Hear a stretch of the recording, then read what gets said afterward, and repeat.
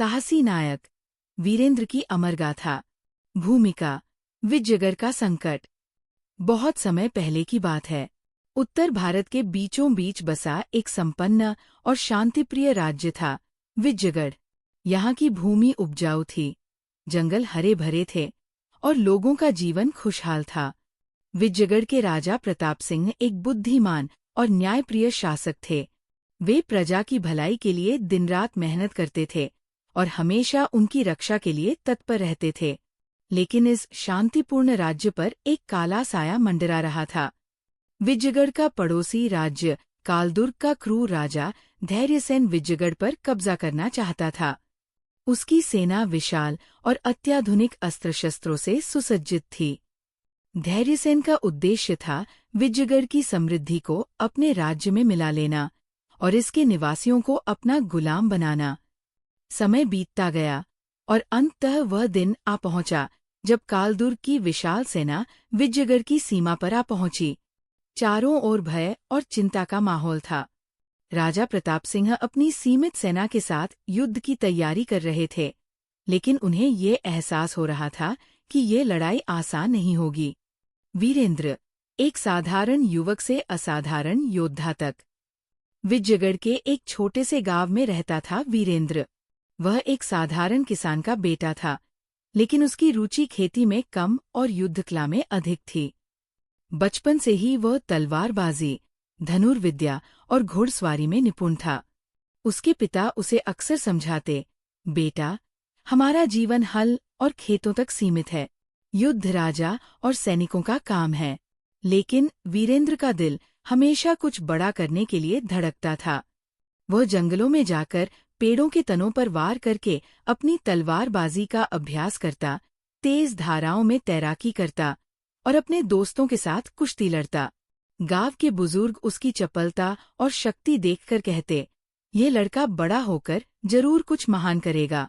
जब वीरेंद्र को ये खबर मिली कि धैर्यसेन विजयगढ़ पर आक्रमण करने वाला है, तो उसका खून खौल उठा। वह चुपचाप राजमहल की ओर निकल पड़ा।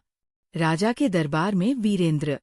राजमहल के दरबार में राजा प्रताप सिंह अपने मंत्रियों और सेनापतियों के साथ युद्ध की रणनीति पर विचार कर रहे थे। तभी वीरेंद्र ने दरबार में प्रवेश किया और हाथ जोड़कर कहा, महाराज, मुझे भी इस युद्ध में भाग लेने दीजिए। मैं अपने राज्य की रक्षा के लिए कुछ भी करने को तैयार हूँ। दरबार में बैठे कई दरबारी हंस पड़े। एक बूढ़े मंत्री ने कहा, वीरेंद्र, तुम एक किसान हो। युद्ध राजा और सेनाओं का कार्य है, ये कोई खेल नहीं। लेकिन वीरेंद्र डटा रहा। उसने राजा की आंखों में आंखें डालकर कहा, महाराज, युद्ध केवल ताकत से नहीं, बल्कि बुद्धि और साहस से जीते जाते हैं। मेरी योजना से हम ये युद्ध जीत सकते हैं। बस मुझे एक अवसर दें। राजा ने वीरेंद्र की दृढ़ता देखी। उन्हें इस युवक में एक अनोखी चमक नजर आई। उन्होंने उसे युद्ध की योजना प्रस्तुत करने का अवसर दिया। रणनीति, छापामार युद्ध की योजना। वीरेंद्र ने राजा को समझाया कि विजयगढ़ की सेना को सीधा युद्ध लड़ने के बजाय छापामार युद्ध नीति अपनानी चाहिए।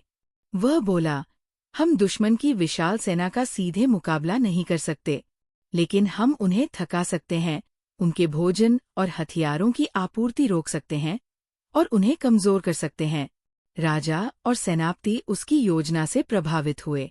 राजा प्रताप सिंह ने वीरेंद्र को युद्ध रणनीति का नेतृत्व करने की अनुमति दी। धैर्यसेन की सेना पर पहला प्रहार। धैर्यसेन की सेना धीरे धीरे विजयगढ़ की ओर बढ़ रही थी। हजारों सैनिक, विशाल हाथी और घुड़सवार रणभूमि की ओर बढ़ रहे थे। लेकिन वीरेंद्र और उसके साथियों ने जंगल में घात लगाकर हमला किया। उन्होंने रात के अंधेरे में दुश्मन के कैंप में आग लगा दी, उनके भोजन और पानी के भंडार को नष्ट कर दिया। सुबह जब धैर्यसेन की सेना जागी, तो उन्हें चारों ओर तबाही का मंजर दिखा। सैनिक भूखे प्यासे हो गए। वे मानसिक रूप से कमजोर होने लगे। वीरेंद्र और उसके साथियों ने ये रणनीति कई दिनों तक अपनाई। धीरे धीरे धैर्यसेन की विशाल सेना कमजोर होती गई। अंतिम युद्ध का दिन। अब समय आ गया था अंतिम युद्ध का। धैर्यसेन ने अपनी पूरी शक्ति के साथ विजयगढ़ पर हमला करने का निर्णय लिया। उसने अपने सैनिकों को किले पर धावा बोलने का आदेश दिया, लेकिन जैसे ही उनकी सेना किले के पास पहुंची, पहाड़ियों पर छिपे विजयगढ़ के सैनिकों ने उन पर तीरों की बौछार कर दी। दुश्मन सेना बुरी तरह घबरा गई। फिर वीरेंद्र अपने घोड़े पर सवार होकर मैदान में कूद पड़ा। उसकी तलवार बिजली की तरह चमक रही थी। वह दुश्मन पर टूट पड़ा और एक-एक कर उनके सेनानायकों को परास्त करने लगा। विजयगढ़ के सैनिक भी उसका जोश देखकर दुगुनी ताकत से युद्ध करने लगे। धैर्यसेन ने देखा कि उसकी सेना हार रही है। वह स्वयं युद्ध करने के लिए आगे बढ़ा। वीरेंद्र और धैर्यसेन के बीच भयंकर द्वंद्व हुआ। धैर्यसेन ने पूरी शक्ति से हमला किया, लेकिन वीरेंद्र की फुर्ती और चतुराई के आगे वो टिक न सका। अंततः वीरेंद्र ने अपनी तलवार से धैर्यसेन को परास्त कर दिया। ये देखते ही उसकी सेना घबरा गई और मैदान छोड़कर भाग खड़ी हुई। विजयगढ़ की सेना ने युद्ध जीत लिया। वीरेंद्र को सेनापति का पद। युद्ध समाप्त होने के बाद विजयगढ़ के लोग वीरेंद्र को साहसी नायक कहने लगे। राजा प्रताप सिंह ने वीरेंद्र को सेनापति के पद पर नियुक्त किया और उसकी वीरता का सम्मान किया। पूरे राज्य में उत्सव मनाया गया और वीरेंद्र की गाथा हर गली, हर चौपाल में सुनाई जाने लगी। अमर गाथा। समय बीतता गया, लेकिन वीरेंद्र की वीरता की कहानियां पीढ़ी दर पीढ़ी सुनाई जाती रहीं। उसकी कहानी हमें ये सिखाती है कि सच्चा नायक वही होता है जो न केवल शारीरिक बल से, बल्कि अपनी बुद्धिमत्ता, साहस और निस्वार्थता से इतिहास रचता है। जय विजयगढ़, जय वीरेंद्र।